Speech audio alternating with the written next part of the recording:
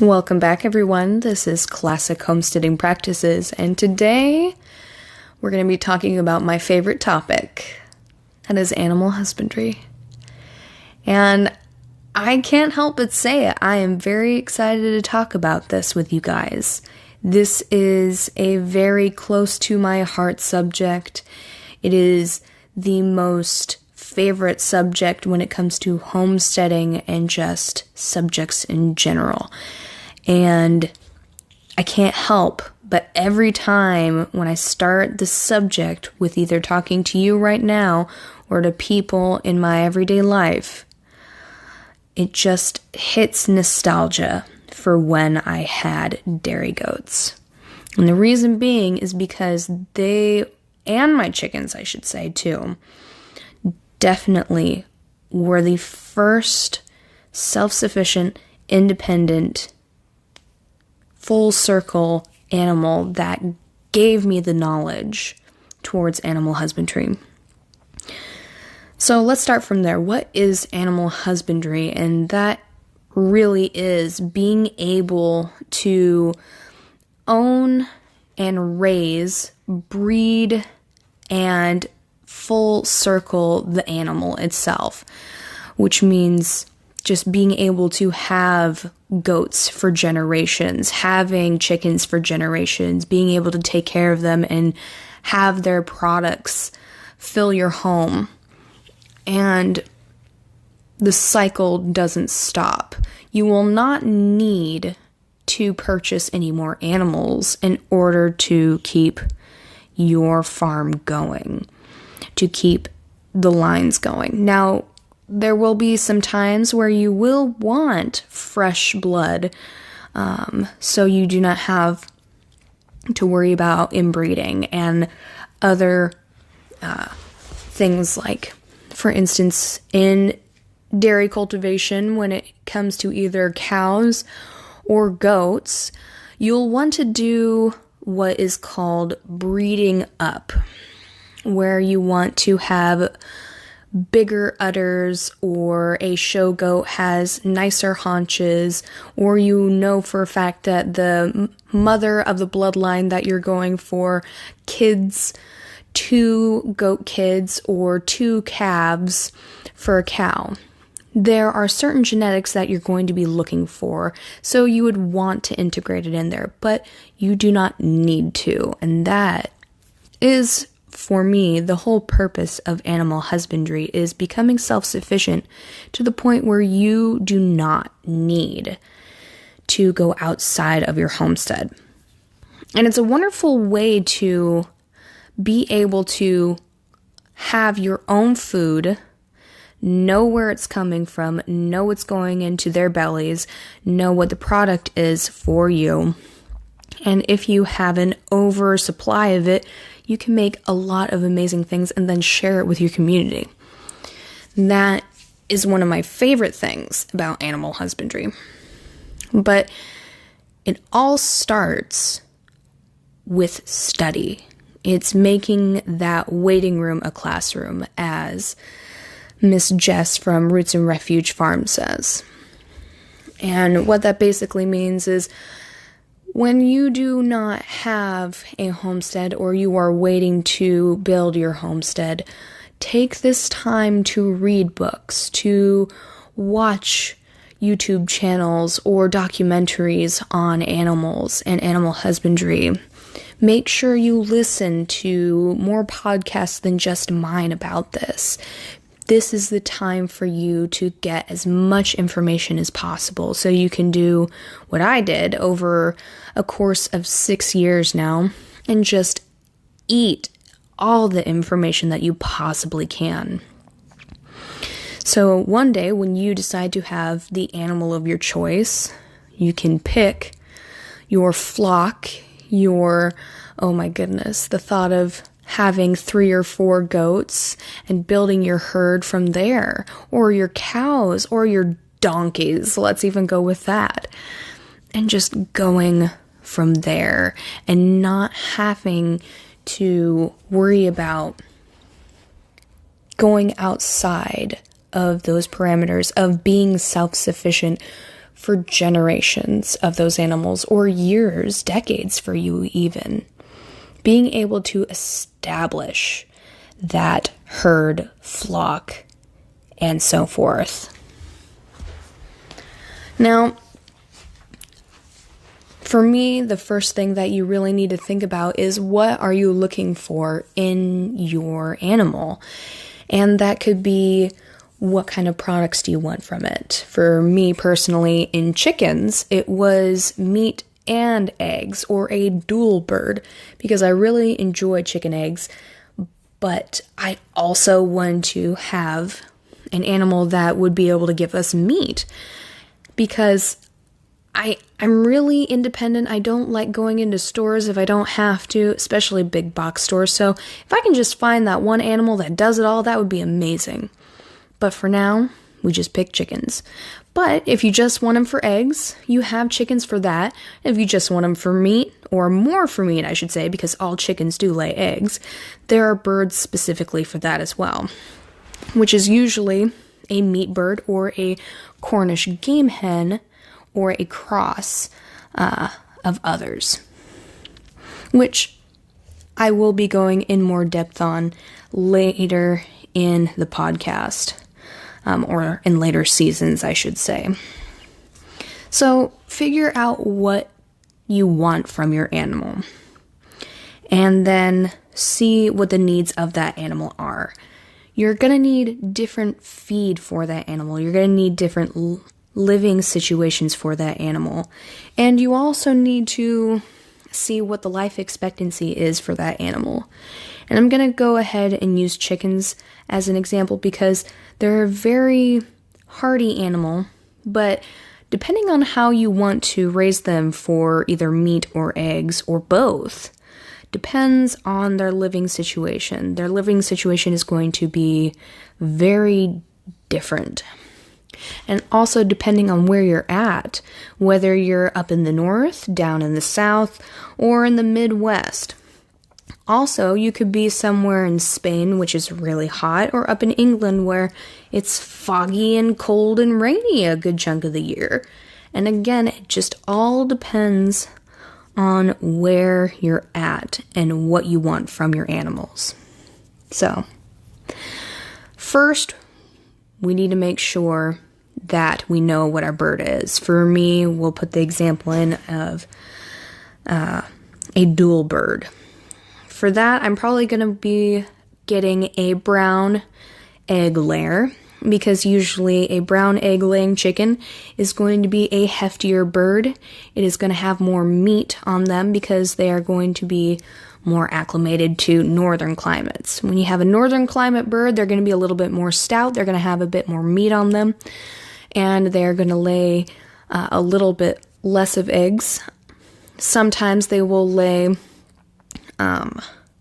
around 250 to 300. Sometimes they'll lay around 250 to 200. It all depends on the breed that you decide to get. And again, you need to figure out, are you going to be laying year-round, or are you going to be laying just once the summer is over, and winter you'll let them molt? So you need to take all of those factors into consideration. Now, you've done all your studying, you're ready to put up the infrastructure, you've figured out how many chickens you want. Well, let's see. If you're going to be doing a dual bird where you're going to be having eggs and meat, we'll make it so the roosters are the meat birds and the girls are the layers. You're going to have 2 different feeds, and you're going to have 2 different setups, because you're going to make sure that your girls are fed so that they can lay properly and their eggs always come out well. And then you're going to be feeding the boys, the roosters, to fatten up quickly, so they'll be ready for slaughter within 6 weeks.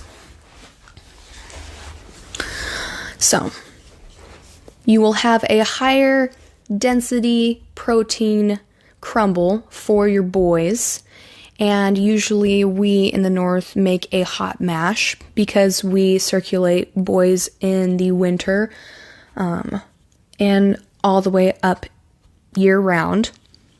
Personally, I do not like doing winter boys just because it takes a lot more energy to get fat on them because they're so cold, their metabolism just hits, and you're wasting feed at that point. So if you want fat chickens, you're gonna make sure to do them spring through summer and then stop around fall. Just a tip. And again, that is part of animal husbandry. You need to find that fine balance of when you should start a product and stop it. And then for a girl, you would feed them a different kind of feed entirely. You would put them on a 20% protein, which is about 10% less than a meat bird feed. You would give them oyster shell, so the calcium that they need for making their eggshells is always readily available for them. And you would like to give them a healthy variety of grasses and lettuce.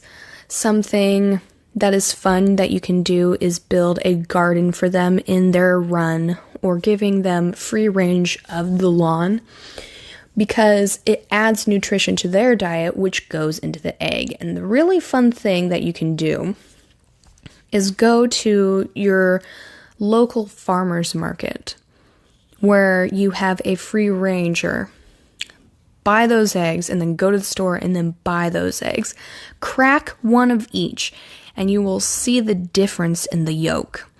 Now, most people believe that it's a nutrition factor, that the yolk is yellow because there's less nutrition than an orange yolk, and it's not really the case. It's just because one has more of a different diet versus a chicken that has just one simple grain. Usually it's corn that is used for a grain in a big box chicken outfit.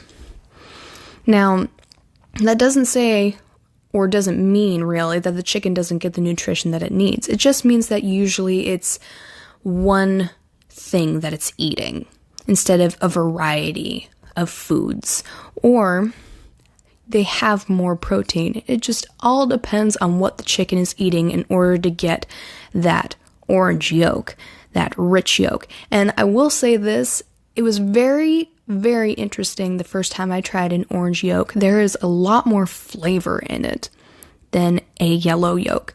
Now, I have had people say that it is not that different, but that's okay.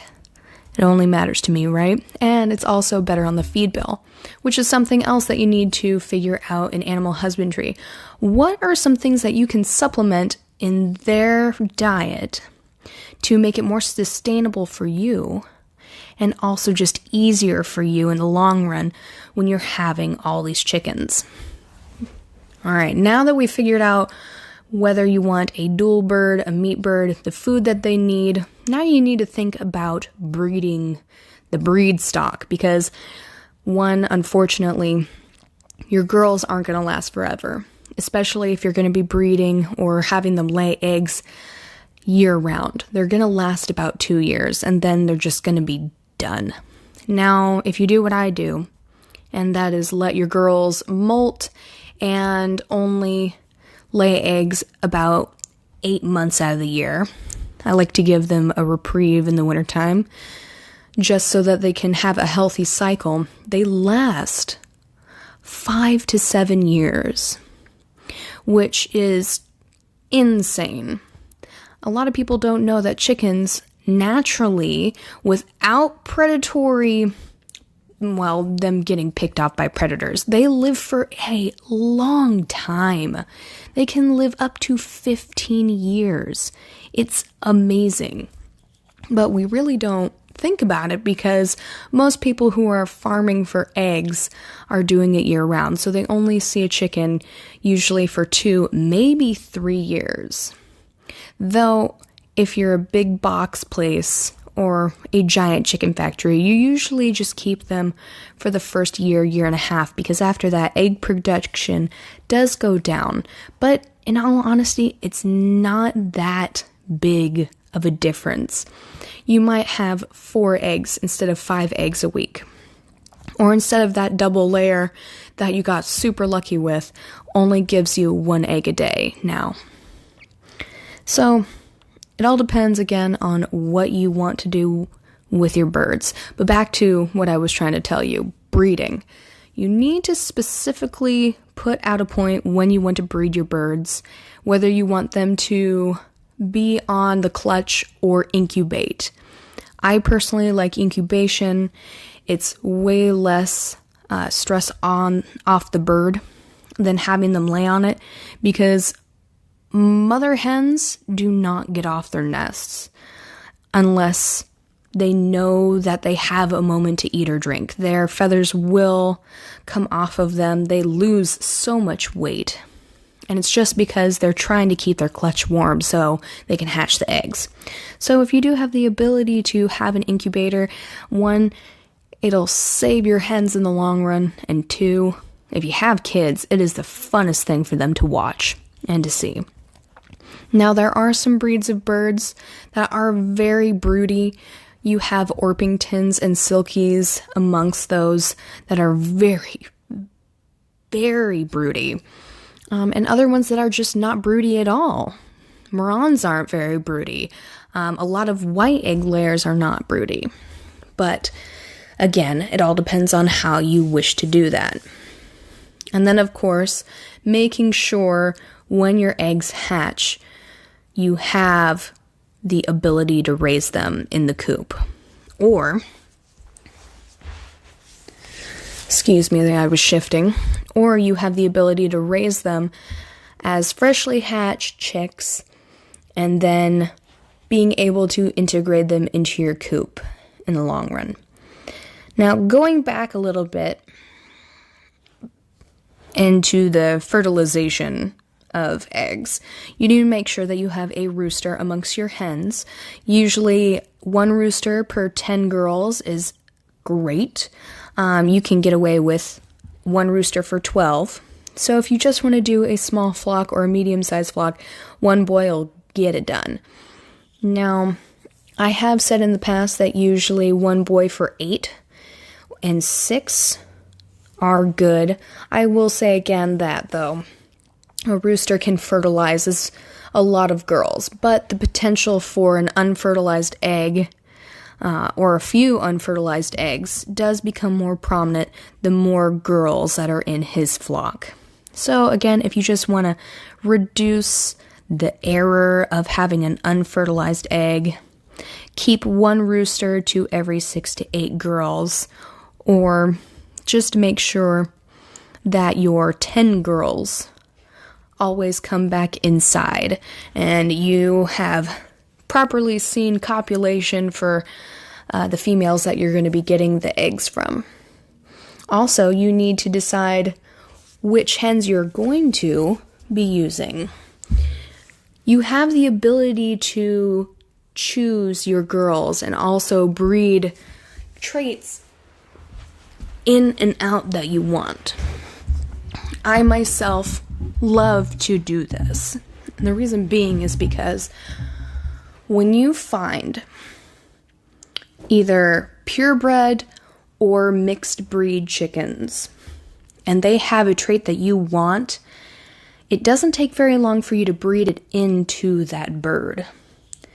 Like, for instance, if you want to have a beautiful green egg, taking an Easter egger or an Americana and a black copper Moran and breeding those two, that brown and yellow gene produces a green egg. And you can do this with many different brown layers and blue layers. Or you can have olive eggers that are already laying green eggs and play with it from there.